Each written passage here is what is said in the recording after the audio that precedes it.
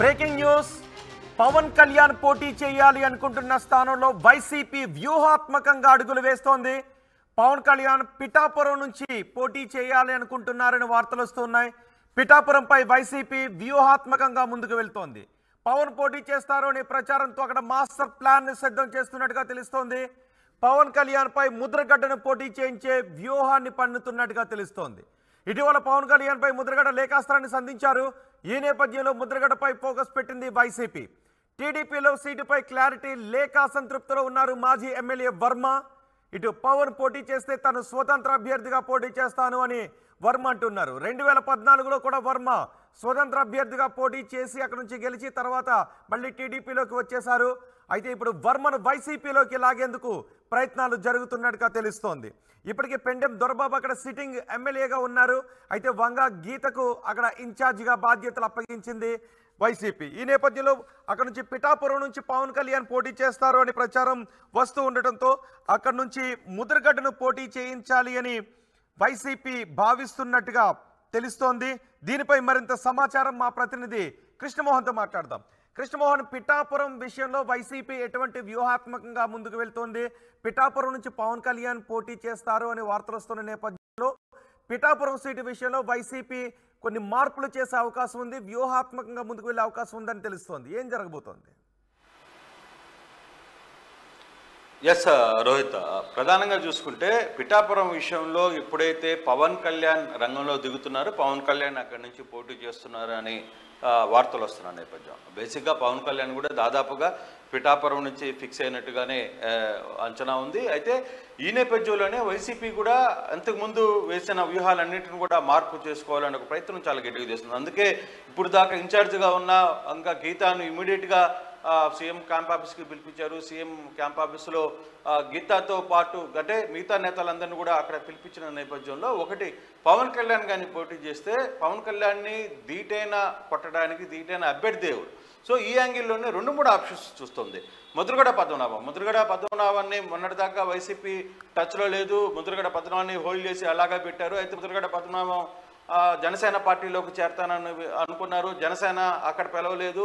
So Janasena అధినేతకు ఆయన డైరెక్ట్గా ఒక లేఖ రాశారు. నువ్వు ఎవరు కంట్రోల్లో ఉన్నావో నాకు తెలుసు, నువ్వు ఆ కంట్రోల్లో నుంచి బయటకు వస్తే కానీ మీరు ఆ పార్టీని నిలబెట్టలేరు అనే అంశం మీదుగా కొంచెం సీరియస్గా ఆయన జనసేన అధినేత మీద లేఖ రాసిన పరిస్థితి మనం చూసాం. సో ఈ నేపథ్యంలో ముద్రగడ్డని రంగంలోకి దించుకుంటే ఎలా ఉంటుందో అనే ఒక మొదటి ఆప్షన్ని చూస్తుంటే, రెండో ఆప్షన్ని అక్కడ వర్మ ఆల్రెడీ సిట్టింగ్ ఎమ్మెల్యేగా పోయినసారి ఓడిపోయినప్పుడు కూడా 2014లో ఆయన ఇండిపెండెంట్గా పోటీ చేసి గెలిచినప్పుడు ఒక బలమైన నేతగా వర్మ టీడీపీలో కొనసాగుతున్నప్పటికీ బలమైన నేతగా అక్కడ స్ట్రాంగ్గా ఉన్న వ్యక్తి. 2009 ఒకసారి కానీ చూసుకుంటే వంగ గీత, ముద్రగడ పద్మనాభం, వర్మ వీళ్ళు ముగ్గురు కూడా 2009లో 3 పార్టీల నుంచి పోటీ చేసిన పరిస్థితి అక్కడ. సో ఈ ముగ్గురిని ఏకదాటి మీద తీసుకొని వస్తే, సో పద్మనాభాన్ని, గీతాని అలాగే వర్మని ముగ్గురిని ఒకే పార్టీలోకి తీసుకుని వస్తే ఏదైతే జనసేన అధ్యక్షుడు పవన్ కళ్యాణ్కి సిద్ధంగా ఉంటుందో అక్కడ పవన్ కళ్యాణ్ని ఓడగొట్టడానికి సరైన స్కెచ్ వేయొచ్చు, ఆ దిశగా ముందుకు వెళ్ళొచ్చు అనేది చాలా క్లారిటీలో వైసీపీ ఒక ప్లాన్ అయితే చేస్తుంది. ఆ దిశగా ముగ్గురు నేతల్ని కూడా ఒకే తాటి మీదకి తీసుకుని వచ్చే ప్రయత్నం చేస్తుంది. అందుకే పిఠాపురంలో ఉన్న వర్మని, తెలుగుదేశంలో ఉన్న వర్మ ఇప్పటికీ చెప్తున్నారు ఆయన జనసేన పోటీ చేసినా నేను ఇండిపెండెంట్గా పోటీ చేస్తానని చెప్తున్న పరిస్థితి. సో వర్మని వైసీపీలోకి లాగే ప్రయత్నానికి అక్కడ వైసీపీ పెద్దలు ఇప్పటికే ఆల్రెడీ టచ్లోకి వెళ్తున్నారు. వర్మకి టచ్లోకి వెళ్తున్న పరిస్థితి చాలా స్పష్టంగా కనబడుతుంది. గీతాని కూడా హోల్డ్ చేస్తున్నారు. వంగ గీతాని అంటే పెండం దొరబాబు ఉన్నప్పటికీ కూడా ఆయన కాదు గీతాన్ని పెడితే బాగుంటుందని ఊహించారు వైసీపీ. ఈసారి అలాగే గీతాన్ని కూడా హోల్డ్ చేశారు. ముద్రగడ పద్మనాభాన్ని కూడా టచ్లోకి వెళ్ళే పరిస్థితి కనబడుతుంది.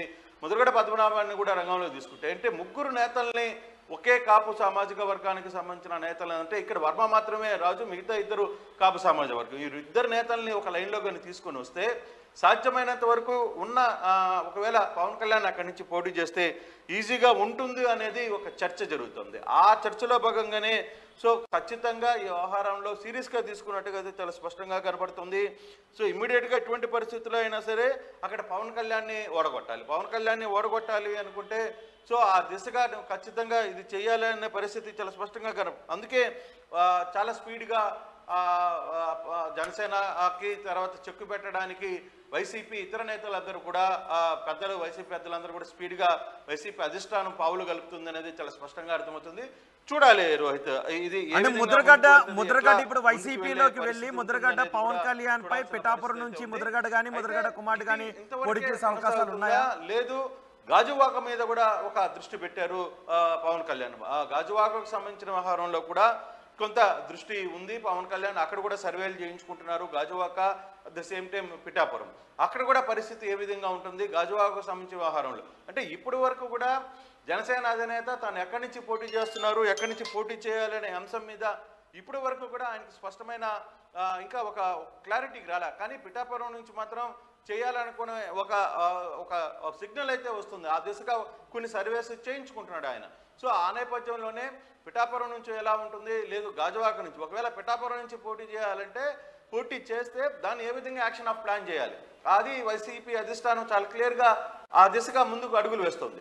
అలాగే ఒకవేళ గాజువాక నుంచి అనుకుంటే, లేదు ఇంకొక స్థానం నుంచి అంటే పవన్ కళ్యాణ్ ఎక్కడి నుంచి పోటీ చేస్తే ఈసారి పవన్ కళ్యాణ్ మరోసారి ఓడగొట్టాలి, అసెంబ్లీలోకి రానికూడదు అనేది చాలా గట్టిగా వైసీపీ అధిష్టానం అయితే ఆలోచిస్తుంది. ఆ దిశగానే ముందుకు వెళ్తుంది. ఇప్పటి వరకు ముద్రగడ్డతో వైసీపీ చేస్తున్న సంప్రదింపులు ఏంటి? ముద్రగడ్డని కానీ ముద్రగడ్డ పద్మనాభం కుమారుడు గిరిని కానీ అక్కడ నుంచి బరిలోకి దింపే అవకాశాలు ఉన్నాయనే చర్చ కూడా జరుగుతుంది.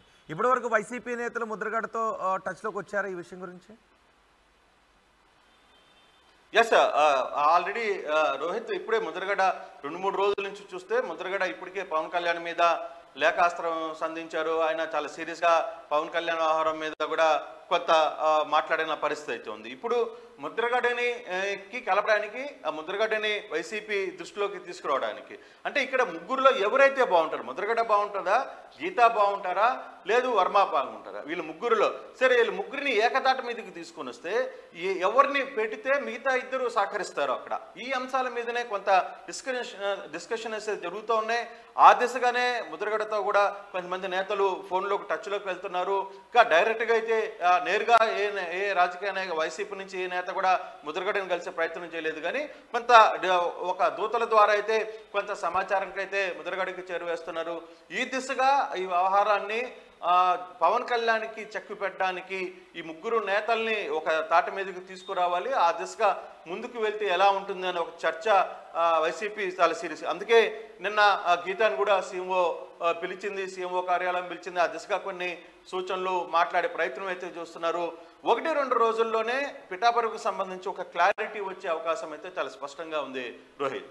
రైట్, అటు చేగొండి కుమార్ని కూడా పార్టీలో చేర్చుకొని అక్కడ కూడా వ్యూహాత్మకంగా అడుగులు వేస్తుంది పాలకొల్లులో. ఇక్కడ కూడా ముద్రగడ్డను పార్టీలోకి తీసుకొని వర్మ కూడా అసంతృప్తిలో ఉన్నారు కాబట్టి వర్మను కూడా పార్టీలోకి తీసుకోవడం ద్వారా సో అక్కడ కొంత వ్యూహంగా ముందుకు వెళ్ళాలి, బలాన్ని పుంజుకోవాలని ఆలోచిస్తున్నట్టుగా కనిపిస్తుంది వైసీపీ. రైట్, ఖచ్చితంగా. ఎందుకంటే ఇప్పుడు చూడండి, నిన్న సూర్యప్రకాష్ వచ్చారు. ఆయన రాగానే జనసేనలో జరుగుతున్న వ్యవహారాలు, జనసేన నేత పవన్ కళ్యాణ్ వ్యవహార శైలి, లేకపోతే ఆయన మాటలు, అక్కడ ఉన్న నాదెండ్ల మనోహర్ ఏ విధంగా మాట్లాడతారు, ఆయన కార్యాచరణ ఏ విధంగా ఉంటుంది, వీటన్నిటిని కూడా ఆయన తీవ్రంగా విమర్శించే స్థాయికి చేయకుండా సూర్యప్రకాష్ చేస్తున్న పరిస్థితి. సో ఈ సూర్యప్రకాష్ కూడా అటువంటి పరిస్థితులే చేస్తుంది. అంటే వైసీపీ ఒకటి ఆలోచిస్తుంది, పవన్ కళ్యాణ్తో విభేదించి పవన్ కళ్యాణ్ జనసేనతో కీలకంగా ఉన్న నేతలు ఎవరైతే ఉన్నారో వాళ్ళతో టచ్లో లేదు, కొంత అసంతృప్తితో ఉన్న నేతలందరినీ కూడా వైసీపీ వైపు తన వైపుకి మళ్లించుకునే ప్రయత్నం అయితే చేస్తుంది. కాపు సామాజిక వర్గానికి సంబంధించిన ప్రధానంగా దృష్టి అంతా కూడా కాపు సామాజిక వర్గానికి సంబంధించిన నేతలందరినీ కూడా తన వైపుకి తిప్పుకునే ప్రయత్నం అయితే చేస్తుంది. అదే మనకు కనపడుతుంది. వరుసగా 2-3 రోజుల నుంచి చూసుకుంటే మనం దాదాపుగా 25వ తారీఖు 26వ తారీఖు క్లియర్గా చెప్పాం, ఫోకస్ అన్న కాపు నేతల్ని జనసేన మీద ఫోకస్ చేయడానికి వైసీపీ తన ఆపరేషన్ని ప్రారంభించింది. ఆ దిశగానే ఇప్పుడు మనం చూసుకుంటే 27వ తారీఖు తాడేపల్లిగూడెంలో జరిగిన సభలో కూడా చాలా మందికి అక్కడ అసంతృప్తిగా ఉన్న నేతలను కావచ్చు, వీటన్నిటికంటే ముందే ఈ వ్యవహారాన్ని అంతా కూడా నడుపుకునే ప్రయత్నం అయితే వైసీపీ చాలా గట్టిగా చేస్తుంది. వైసీపీ ఇప్పటికీ చాలా మంది నేతలతో టచ్లో ఉంది. ఈస్ట్ గోదావరి నేతల్లో అక్కడ ఉన్న అసంతృప్తితో ఉన్న నేతలందరినీ కూడా వైసీపీ వైపుకు తిప్పుకోవాలనే ఒక ప్రయత్నానికి అయితే నాంది పలికింది. ఆ దిశగానే వరుసగా మనం చూస్తున్న 2-3 రోజుల్లో కూడా కీలక నేతలు కావచ్చు, వైసీపీకి సంబంధించిన వైసీపీ నేతలతో అందరూ కూడా టచ్లోకి వస్తున్నారు. వైసీపీ నేతలే స్వయంగా కొందరితో మాట్లాడే ప్రయత్నం చేస్తున్నారు.